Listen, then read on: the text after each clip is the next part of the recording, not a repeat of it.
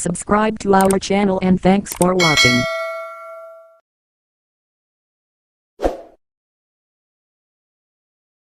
فلا اقسم بمواقع النجوم، مجھے قسم ہے ان جگہوں کی جہاں پر ستارے ڈوبتے ہیں، بلیک ہولز۔ یہ آج سائنس بتا رہی ہے سب، اور اللہ نے اس کا اشارہ بھی اس میں دے دیا، وَإِنَّهُ لَقَسَمٌ لَوْ تَعْلَمُونَ عَظِيمٌ، اور اگر تم سمجھ سکو تو ہم نے بہت بڑی قسم یاد کی ہے۔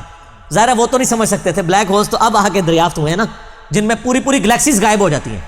تو اللہ ہمارا ہے کہ وہ جہاں ستارے غائب ہو جاتے ہیں ان بلیک ہولز کی قسم مراد یہ ان کے کریٹر کی قسم، پیدا کرنے والے کی۔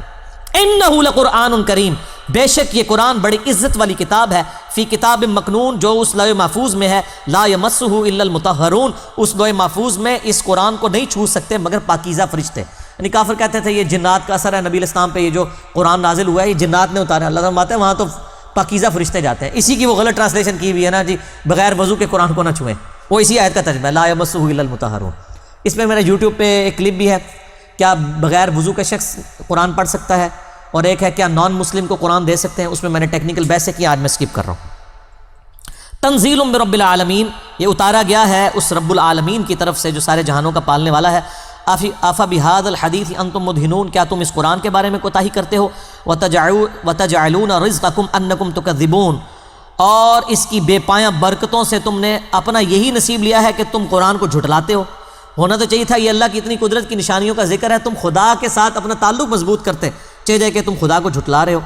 فلولا اذا بلغت الحلقوم، اللہ اکبر، پس تم کیوں لوٹا نہیں دیتے جب روح حلق تک پہنچ جاتی ہے، وانتم حینئذ تنظرون، اور تم اس وقت دیکھ رہے ہوتے ہو۔ اللہ تعالیٰ ماتا ہے جب ایک بندہ نزع کے عالم میں ہوتا ہے تو اگر تمہارے اندر کوئی طاقت ہے تو روح دوبارہ ڈال دو نا اس میں۔ ہائے ہائے ہائے، تسی بھاویں کہندے ہو شیخ عبد القادر جیلانی نے انج کر کے روح کڈی پھر پا چھڑی، مردہ زندہ کر لیا، او کہانی ہے بھائی۔ شیخ عبد القادر جیلانی اپنی نہیں روح روک سکتے تھے، اور کسی دی کے روکن گے؟ اللہ فرماتا ہے جب تم نزع کے عالم میں ایک مردے کے پاس بیٹھے ہوتے ہو اور اس کی روح نکل رہی ہوتی ہے تو کیوں نہیں ڈال دیتے دوبارہ؟ اب جس نے قرآن نہیں پڑھا گا اس کو تو وہ کہانیاں بڑی اچھی لگیں گی، سبحان اللہ ہی کہے گا نا۔ ہم سنیں گے تو ہم کہیں گے لعنت اللہ علی الکاذبین، جھوٹوں پہ اللہ کی لعنت۔ کیوں نہیں لٹا دیتے جب روح حلق تک پہنچ جاتی ہے، وانتم حینئذ تنظرون، اور تم اس وقت بیٹھے دیکھ رہے ہوتے ہو، ونحن اقرب الیہ منکم ولکن لا تبصرون، اور ہم اس مرنے والے شخص کے تم سے بھی زیادہ قریب ہوتے ہیں لیکن تمہیں نظر نہیں آتے۔ ہائے ہائے ہائے ہائے، ہم اس وقت تم سے بھی زیادہ اس کے قریب ہوتے ہیں، نحن اقرب الیہ من حبل الورید، اللہ ہماری رگے جان سے بھی زیادہ ہمارے قریب ہے۔ اور ظاہر ہے موت کے وقت تو واقعی سب کچھ نظر آ جاتا ہے نا انسان کو، جو اہل جنت ہیں ان کو جنتی فرشتے نظر آتے ہیں۔ وہ آپ میرا عذاب قبر والا مسئلہ 117A اور B دیکھیں، اس کا جو B پورشن میں نے 17 حدیث کے ایک نیک بندے کی روح جب نکلتی ہے کس طرح فرشتے آ کے اس کو پروٹوکول دیتے ہیں، اس کو تو وہیں پتہ چل جاتا ہے سر۔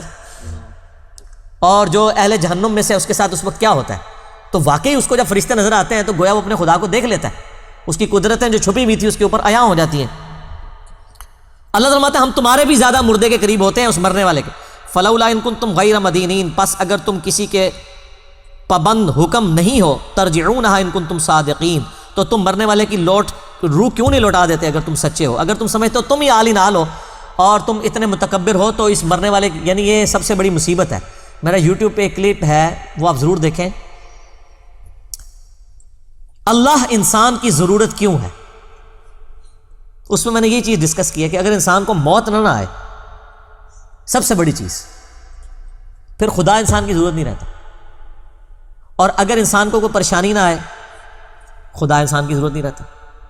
یہ دو چیزیں اگر آپ کو عطا کر دی جائے، اور پریشانی میں آپ تیسری چیز کر لیں، بڑھاپا یا یہ تنگ دستی سب کچھ، اگر آپ ہمیشہ خوشحال رہیں اور ہمیشہ زندہ رہیں تو سر خدا کی آپ کو ضرورت ہی نہیں ہے۔ تو اللہ تعالیٰ نے موت ہی ایک تلوار لٹکائی، اللہ تو ہمارا زندہ کر کے بتاؤ نا، اب یہ مر کے تو ہمارے پاس آیا تو ہمیں اس کے ساتھ جو کریں گے وہ کریں گے۔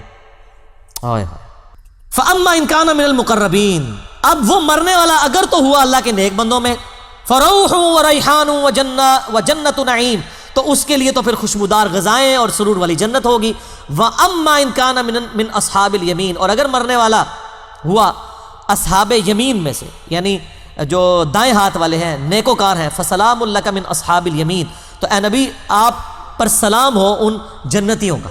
یہ اللہ تعالیٰ نے اپنے نبی علیہ السلام کو ایک پروٹوکول دیا ہے اس آیت کے اندر کہ اہل جنت کا سلام ہو اے نبی صلی اللہ علیہ وسلم آپ کے اوپر، یعنی آپ ظاہر جنت کے دولہا ہیں نا جی.